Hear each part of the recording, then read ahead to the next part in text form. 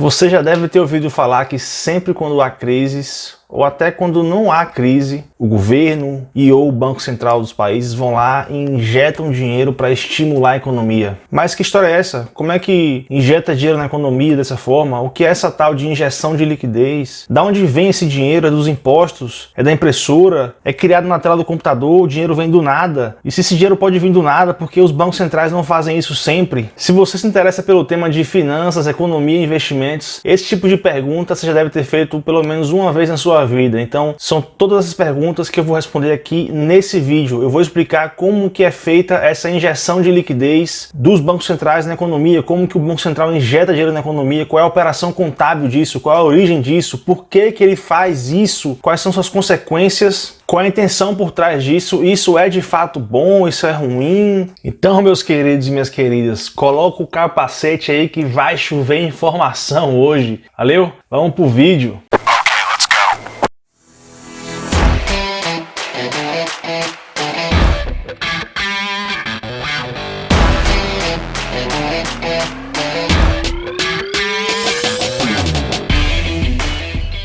Fala aí, seus capitalistas selvagens, tudo beleza com vocês? Muito bem-vindos ao meu canal, meu nome é Jorge Gonzaga. Aqui neste canal eu falo majoritariamente sobre economia, finanças e investimentos. Se você ainda não conhece esse canal, te convido a se inscrever, apertar o like, me dar essa moral aí. É o pagamento que eu peço por dar esse tipo de conteúdo gratuito para vocês. E como eu falei, nesse vídeo eu vou falar como que os bancos centrais e o governo injetam dinheiro na economia, como é que eles fazem essa tal de injeção de liquidez, como alguns gostam de chamar. Primeiramente eu vou introduzir um pouco alguns conceitos aqui. O primeiro conceito é, se você não sabe, o conceito de liquidez. Por que ele é muito importante aqui? O que significa liquidez? Liquidez eu traduziria como a facilidade que eu tenho de transformar um ativo em algum outro ativo. Normalmente, esse outro ativo é o dinheiro. Normalmente a contraparte sempre é o dinheiro. Então, por exemplo, se eu compro um celular na loja e eu pago 5 mil reais nesse celular, no instante seguinte que eu saio daquela loja com o celular na mão, se eu quiser revender aquele celular por 5 mil reais, dificilmente eu consigo. E dificilmente eu vou conseguir vender aquele celular na mesma hora que eu quiser. Ou seja, a liquidez do celular não é muito alta. Eu vou ter que, para conseguir vender o celular rápido, eu vou ter que abrir mão de preço. Se eu quiser receber o mesmo valor que eu paguei no celular, eu vou ter que ter paciência para vender, porque o celular não é um ativo tão líquido. Um imóvel é super líquido. Qual é o ativo mais líquido que existe? O dinheiro. O dinheiro ele tem a liquidez absoluta. Se eu tiver 5 mil reais e quiser trocar por qualquer coisa que valha 5 mil reais, eu consigo assim, ó, de bate pronto. E se eu quiser trocar 5 mil reais por outros 5 mil reais, é até estranho falar isso, mas eu não vou demorar, eu também consigo trocar isso no mesmo instante. Se eu chegar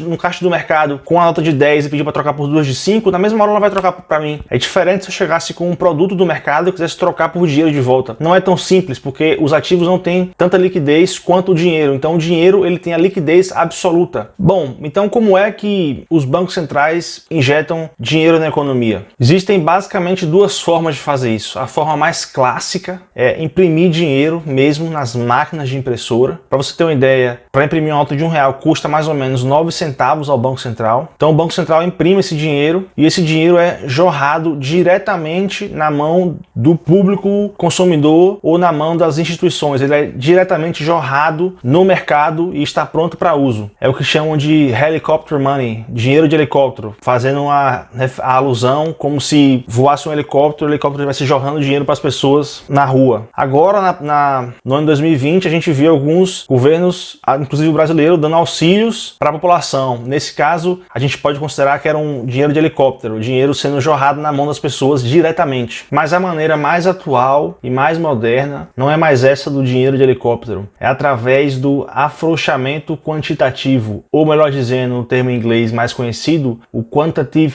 easing. Talvez você já tenha ouvido falar desse termo algumas vezes no mercado financeiro, em algum conteúdo de mercado financeiro por aí. Do que se trata então esse quantitative easing? O quantitative easing é uma forma de injetar dinheiro na economia através de uma operação contábil. Como que o Banco Central faz isso? A gente tem basicamente três contas no balanço patrimonial: o ativo, o passivo e o patrimônio líquido. O valor do ativo tem que ser exatamente igual ao valor do passivo e do patrimônio líquido somados. Então eu tenho que usar o método das partidas dobradas, ou seja, se eu adiciono um valor numa conta, eu tenho que adicionar esse mesmo valor do outro lado para que o balanço fica equilibrado, porque o ativo sempre tem que ser igual ao valor do passivo e do patrimônio líquido somados. Então o Banco Central, ele basicamente cria de fato dinheiro novo mesmo na tela do computador dele, e com esse dinheiro novo ele vai no mercado, ele vai nos grandes bancos ou nas grandes instituições financeiras e ele compra ativos do mercado financeiro com esse dinheiro novo. Então basicamente ele vai no mercado, ele compra ações, títulos de dívida, privado e público, os bonds, compra ETFs. E aí qual a diferença disso? É que o Banco Central agora está mais ilíquido e os grandes bancos estão mais líquidos. Porque os grandes, do ponto de vista do Banco Central, ele abriu mão de 2 trilhões em dinheiro, que é o ativo mais líquido, e trocou isso por ativos ilíquidos, títulos de dívida, ações, ETFs. E onde é que ele faz isso? Ele vai nos grandes bancos e ele compra desses grandes bancos. Então agora o que é que os grandes bancos têm? Para os grandes bancos a operação é o contrário. Os grandes bancos tinham títulos, ativos financeiros na conta de ativo e ele perdeu isso e agora ele ganhou 2 trilhões nas reservas bancárias, ou seja, o banco agora tem mais liquidez. E esse método de quantitative easing ficou muito popular a partir da crise de 2008. Então, na crise de 2008 foi feito muito pelos bancos centrais da Europa, do Japão, dos Estados Unidos, e agora na crise de 2020, mais ainda, os bancos centrais entraram muito mais pesadamente nessa injeção de liquidez através do quantitative easing, essa operação contábil do Banco Central com os grandes bancos. E qual é a ideia atrás do Banco Central fazer isso? Por que ele faz isso? Qual é a intenção inicial dele? Em momentos de estresse do mercado financeiro ou em momentos de estresse do mercado de uma forma geral, da economia de uma forma geral, pense você com o seu patrimônio, quando existe um risco de você perder seu emprego, ou de sua empresa não ir muito bem, ou de algum custo seu da sua vida aumentar, você começa a ser um pouco mais austero, você começa a querer poupar um pouco mais e o seu dinheiro tem menos fluidez, você começa a guardar mais, o dinheiro sai menos da sua carteira para gastar a mundo afora. Pense essa sensação que você tem em larga escala com a população inteira, quando a economia está queda, está em baixa. Todo mundo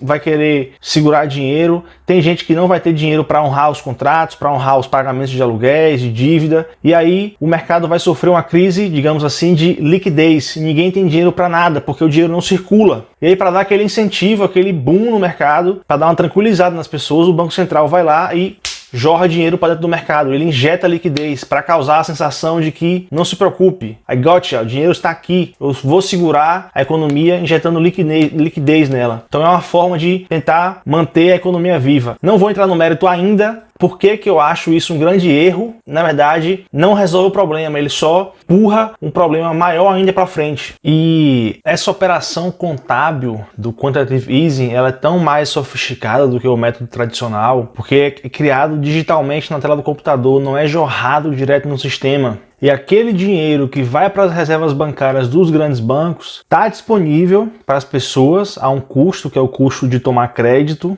Ele representa um potencial muito grande de inflação, mas não necessariamente quer dizer inflação naquele momento. Porque para aquele dinheiro incorrer em inflação, ou seja, para aquele dinheiro estar no sistema, as pessoas precisam querer tomar crédito. E as pessoas só vão querer tomar crédito se a percepção de risco de tomar um crédito for baixa. As empresas só vão querer tomar crédito se elas acharem que vale a pena, ou se o crédito estiver barato, se houver uma convexidade na hora de tomar o crédito. E o governo sabe disso. Então o que ele faz para incentivar que você tome o crédito? Ele força a taxa básica de juros do país para baixo, igual agora o governo faz abaixando a Selic, tendo juros real negativo, como vários países da Europa, o Japão, os Estados Unidos têm feito desde a crise de 2008, que é essa formulazinha de injetar dinheiro no sistema, nos bancos, através do quantitative easing e despencar a taxa de juros, ou seja, estimulando para que as pessoas usem esse dinheiro novo em forma de crédito, jorrando dinheiro de fato no sistema. Então, veja que o dinheiro vai cair no sistema e representar uma potencial inflação em 2 passos ao invés de um passo.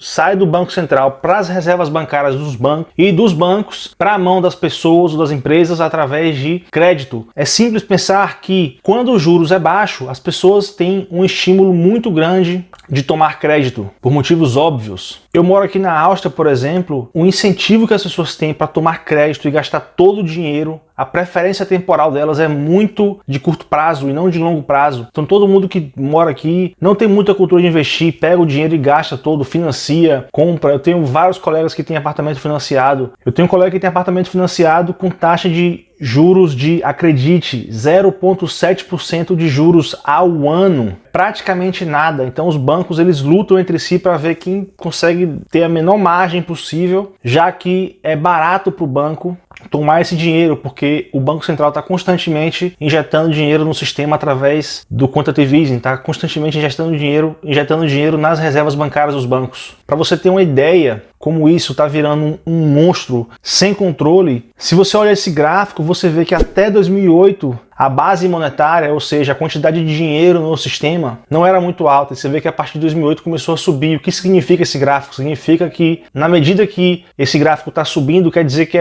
tem mais dinheiro disponível no sistema. Mas se a quantidade de produtos ou serviços disponíveis para serem trocados por esse dinheiro não aumentam em igual proporção, o que acontece? Se você tem mais dinheiro competindo por uma quantidade igual de produtos e serviços, o preço desses produtos e serviços vai aumentar. É o que todo mundo chama de inflação, e que eu já expliquei aqui que na verdade isso não é inflação. O aumento geral de preços é uma consequência da inflação. A inflação é um fenômeno monetário, que é essa injeção de dinheiro novo na economia. E essa questão é tão emblemática que o próprio presidente do Fed, o Federal Reserve, que é o Banco Central Americano, ele declarou explicitamente: sim, a gente cria dinheiro do nada, a gente cria dinheiro da tela do computador. Olha esse vídeo ele falando isso aí. Simply flooded the system with money. Yes, we did. That's another way to think about it. We did. Where does it come from? Do you just print it? We print it digitally. So we as a central bank, we have the ability to create money digitally, and we do that by buying treasury bills or bonds or other government guaranteed securities, and that actually increases the money supply. We also print actual currency and we distribute that through the Federal Reserve Bank. Uma outra coisa que é também emblemática disso é que quando e se houver um aumento generalizado de preços, as pessoas talvez não vão apontar o dedo para o verdadeiro culpado dessa alta de preços. Porque, como eu disse aqui, a intenção de jorrar dinheiro no sistema vem do Banco Central, que coloca dinheiro nas reservas bancárias dos bancos. Mas esse novo dinheiro só vai ter um potencial de aumentar o preço de tudo se ele for de fato para a rua, digamos assim, para a mão das pessoas, para a mão das empresas, e depende da vontade das pessoas e das empresas de tomar esse dinheiro emprestado. Então talvez essas reservas bancárias só sejam usadas como crédito alguns anos depois, mas ela só estava disponível como crédito porque o Banco Central decidiu fazê-lo alguns anos atrás. Mas pode ser que a inflação, o aumento de preço só ocorra lá na frente, muito depois da decisão dessa nova emissão monetária. Para vocês terem uma ideia como essa quantidade de dinheiro novo sendo jogado no sistema financeiro é tão absurdo e cada vez mais absurda desde 2008, é praticamente uma guerra para ver quem vai desvalorizar mais a moeda. Quase 50% de todo dólar existente no mundo hoje foi emitido nos últimos 12 meses. Eu vou repetir, quase 50% de todo dólar existido no mundo hoje foi emitido nos últimos 12 meses. A emissão monetária, o quantitative easing de 2020 fez a crise de 2008 parecer brincadeira de criança. E isso tem gerado várias e várias distorções no mercado e vai gerar várias consequências muito negativas no longo prazo. Distorções de preço nas coisas, uma inflação alta no mercado acionário, no mercado financeiro. Não é que os ativos financeiros estão valendo mais, é que o dinheiro está valendo menos e você precisa de mais dinheiro para comprar o mesmo ativo, o mesmo produto, o mesmo serviço. Não é à toa que o preço do Bitcoin disparou nesses últimos meses aí de 2020 e 2021. Você tem distorções nos preços dos produtos, dos serviços, das commodities. Isso corrói muito o mercado de forma que o tomador de decisão não tem a informação correta do que fazer e onde investir, já que o preço é uma informação. Enfim, eu não vou me aprofundar muito aqui nas consequências negativas não, porque para explicar bem é um pouco espinhoso e é um tema bem rebuscado. Eu tô até pensando em fazer um outro vídeo para entrar no detalhe das consequências negativas dessa quantidade de emissão forte, dessa quantidade de emissão de papel novo, de dinheiro novo no sistema financeiro, a quantidade de empresas zumbis que vem surgindo ano após ano, desde 2008 para cá, são números avassaladores. Se eu fizer outro vídeo, eu vou entrar no detalhe nisso também. Se você quiser que eu faça esse vídeo, comenta aí embaixo, que eu preparo um vídeo bacana para explicar todas essas consequências negativas desse quantitative easing. E a gente vê assim com a renda fixa rendendo nada, e não estou falando só da renda fixa do Brasil não, os bonds americanos também, ETFs de renda fixa dos Estados Unidos. Aqui na Europa, se eu deixar o meu dinheiro num título de dívida do governo, digamos, o Tesouro Direto daqui, num prazo de 10 anos eu vou ganhar 1% ao ano.